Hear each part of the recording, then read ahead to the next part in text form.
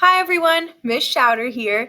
Today we're going to read Chapter 3 of The Stories Julian Tells by Anne Cameron and Anne Strugnell.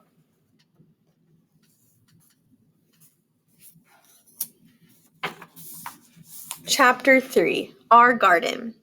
We planted tomatoes, squash, onions, garlic, peas, pumpkins, and potatoes. Besides that, we planted two special things we saw in the catalog, which were genuine corn of the ancients. It grows 20 feet high. Harvest your corn with a ladder. Surprise your friends and neighbors. And make a house of flowers. Our beans grow 10 feet tall. Grow them around a string. Make a beautiful roof and walls out of their scarlet blossoms. Huey was the one who wanted the house of flowers the most. I wanted the giant corn. My father said he wasn't sure he wanted either giant corn or a flower house, and if we wanted them, we would have to take care of them all summer by pulling weeds. We said we would. We planted everything one Saturday. We worked all day long, getting the ground smooth and even and laying the little seeds down in rows. The whole time I felt the catalog cats were there, swirling their tails in the air. We finished just before the sun went down.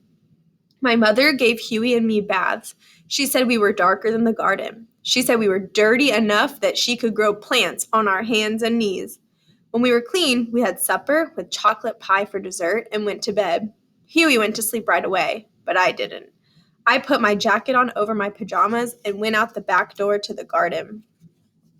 In the dark, it looked as if the garden was sleeping. I lay down on the grass. It was cold and a little wet. I looked up. I thought all the catalog cats were sitting on the roof of the garage, staring at me. Over the top of the garage was the moon, a little moon with sharp horns. There were birds rustling in the dark branches of the trees. The seeds were dreaming, I thought. I put my mouth next to the ground, and I spoke to the seeds very softly. Grow, and you corn seeds, grow high as the house.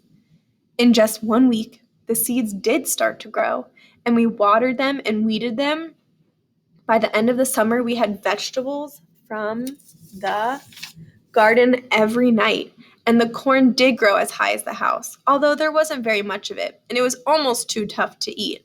The best thing of all was Huey's house made of flowers, and after a while, the flowers dropped their petals and turned into beans, and we ate the beans for supper. So what Huey made was probably the first house anyone ever played in and then ate.